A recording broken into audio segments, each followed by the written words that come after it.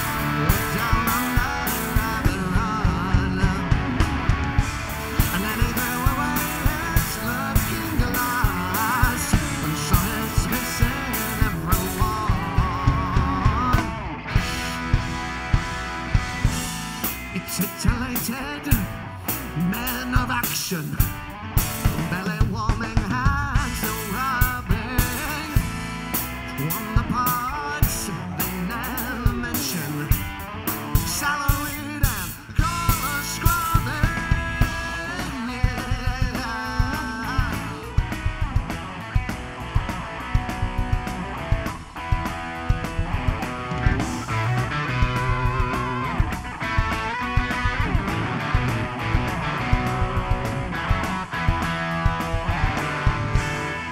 pacified the nappy suffering, inventing one jokers, TV documentary makers, overfed and undertakers, Sunday paper, backgammon players, from this garden willing haters, and then he called the band down to the stage, and he looked at all the frenzied mayhem,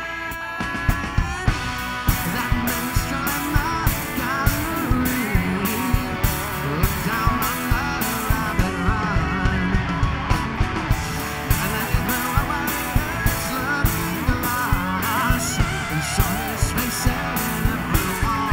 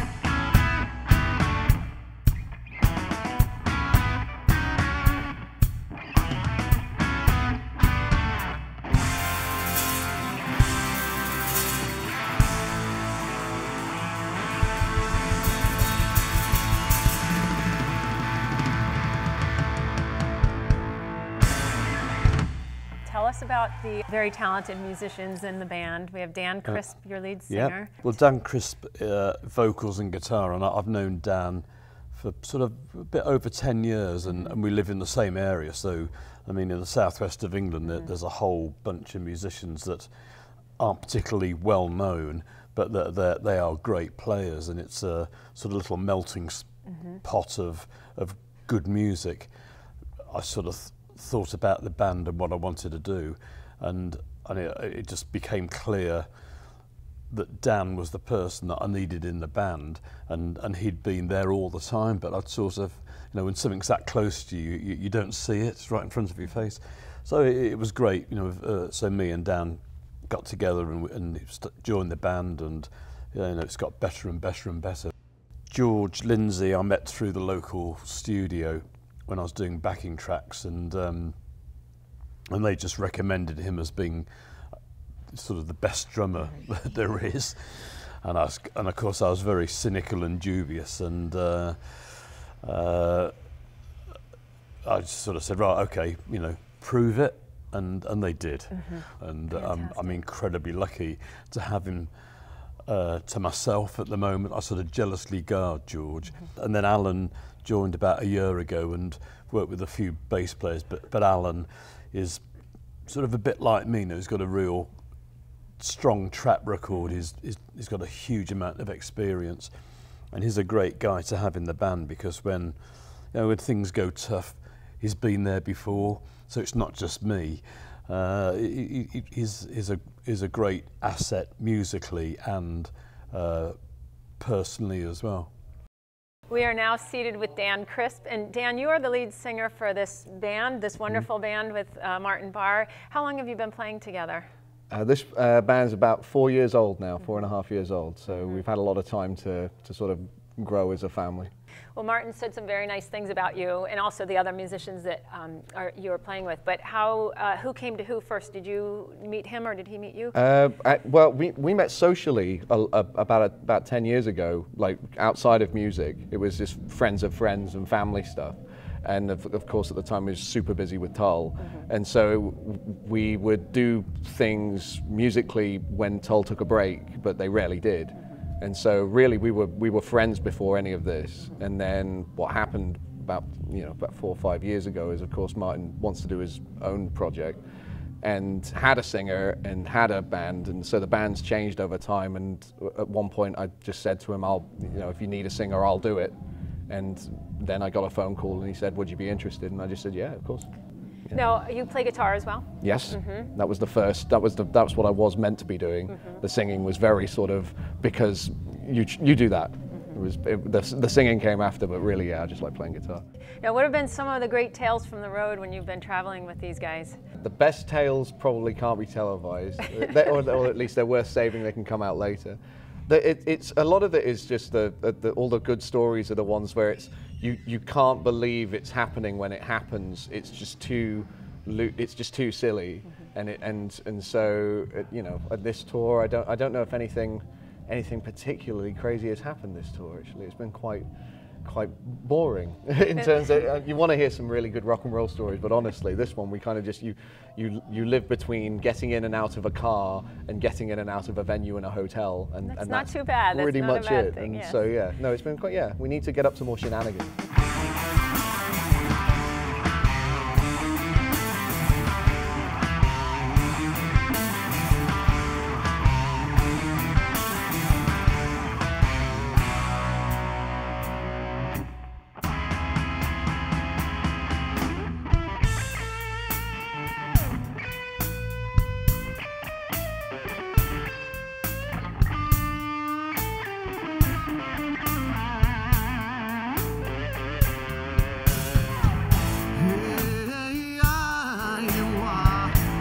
So fine,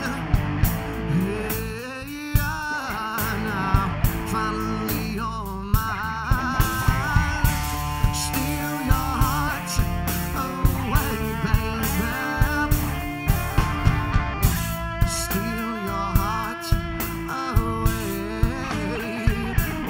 I'm gonna steal your heart away. This touch you and I have to say.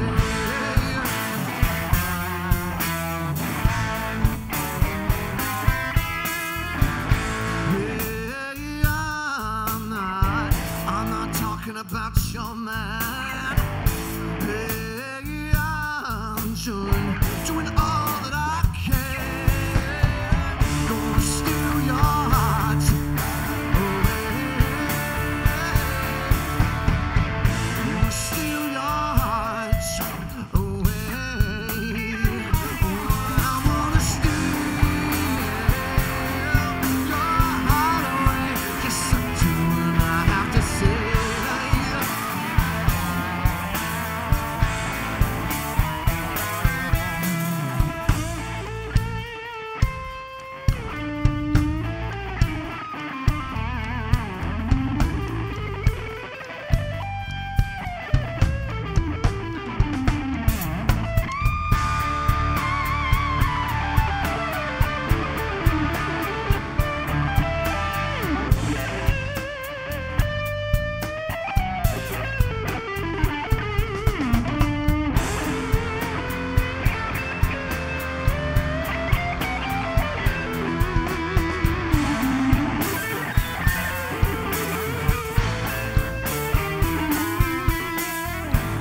My mother told me when I was 5 years old, you gotta be a stone cold killer, son, to get your own soul.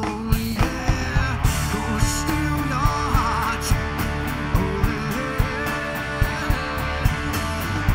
Gonna steal your heart away. I'm gonna steal your heart away.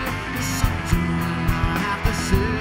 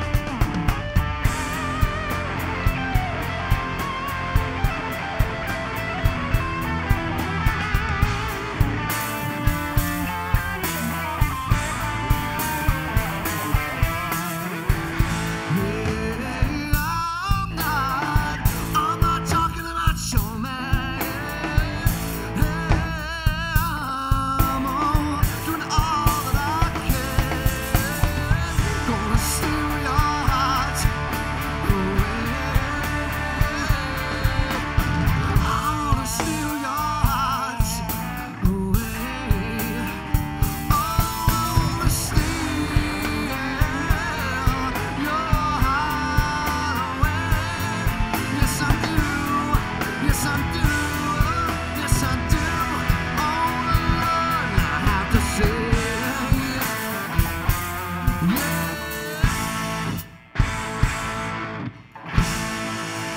gonna steal your heart away.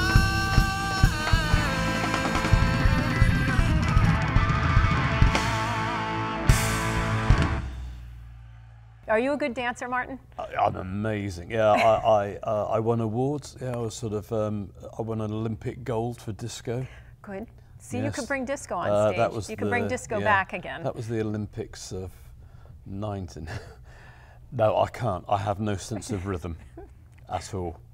That would be a little hard to believe. No, I've seen other musicians that don't have a sense of rhythm. Well, it's all at the fingers, so you're concentrating. Hopefully it. it's there, but it's definitely Yes. not down there. Yeah. When you were learning guitar, or even now as you progress in guitar beyond where you are, what have you found to be the most difficult or challenging things for you to master? Oh, that's quite a hard question, because you never ever master anything.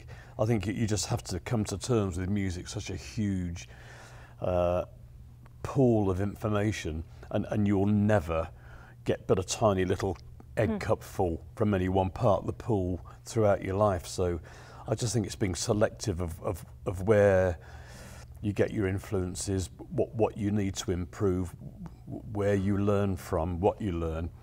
And every other day I hear a guitar player who's phenomenal, and I just know I will never in my life touch that guy. Really? But, yeah, I mean, people say absolutely. that about you all Yeah, the time. but well, you know, it's a big scale from zero, from somebody who can just play the open strings to somebody who's, you know, like just amazing, gifted musicians, and there's all those strata in between. And I hear a really good guitar player, and I like melody. I like just sort of subtlety. I don't want speed or flashiness or pyrotechnics. I just look for really great tone, great feel, great melody, great sense of harmony. And the people that I hear, very few of them, that I really enjoy listening to them, and I just think, you know, it's reassuring that there are musicians in that area that aren't just looking to impress and sort of copy somebody else. It's Who are a few that have really tickled your musical senses lately? who are the well, I'd have to go back to tell you the guitar players I love. Robin Ford, Stevie Ray, Joe Bonamassa, Leslie West, Gary Moore, Mark Knopfler, but they're all people who really understand melody and dynamics, and they're not on 10 the whole time. And the musicians I hate, personally, are just the people who have no sense of letting space exist. I really, you know, I wage war on that sort of music, and I just love dynamics, and I love the idea that you can that the space in between music is as important as the music itself. I think I heard you do an interview somewhere once where you were saying you were years ago, like in the early years, in a studio laying down a solo track, and you looked up and Jimmy Page was watching you. What song were you doing? That at was that Aqualung. It was Aqualung. That's what I was guessing. That Yep. was that intimidating, or was that kind of like really it was cool? just funny. Yeah. It was cool. Well, the Led Zeppelin were recording in the studio in the basement, and we were in the big main studio. And we'd been there, I think maybe a month, both of us, and we'd never even walked past each other, because I guess we were working night and day, and they were, so we just didn't cross paths. So after a month of that, knowing they were there, he decides to come into the studio and say hello, and he's up in the control room waving. I can't say, I haven't seen you for a month. I'm going, well, you know, I can't really wave back right now. I'm a bit busy. It was funny. It was funny, but they're nice people.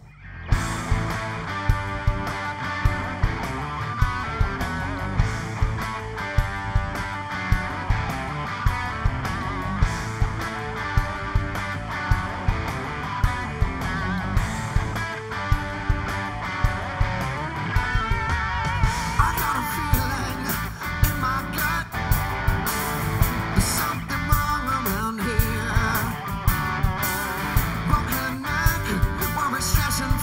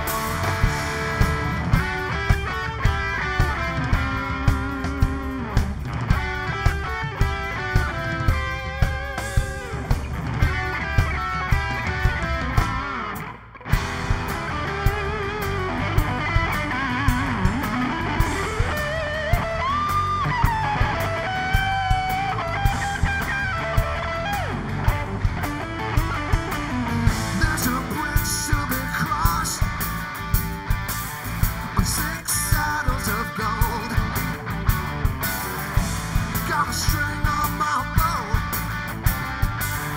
Now I'm back to steal.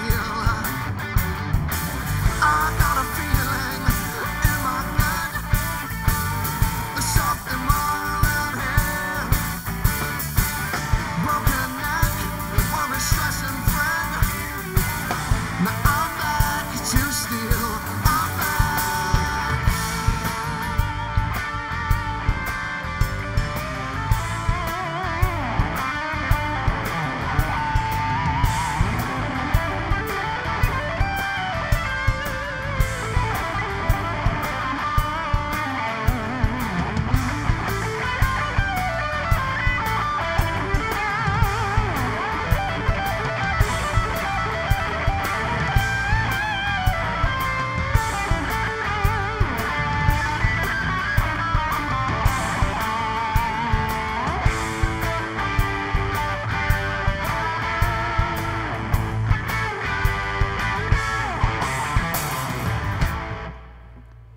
Barre, I cannot thank you enough. You are just a wonderful human being and a very talented individual that it's just a pure pleasure to be sitting here with you and talking to you again. Thank you for all you contribute to the world of music for so many of us to enjoy. And I wish you Very kind. very, very much happiness and peace. Thank you. Thank you.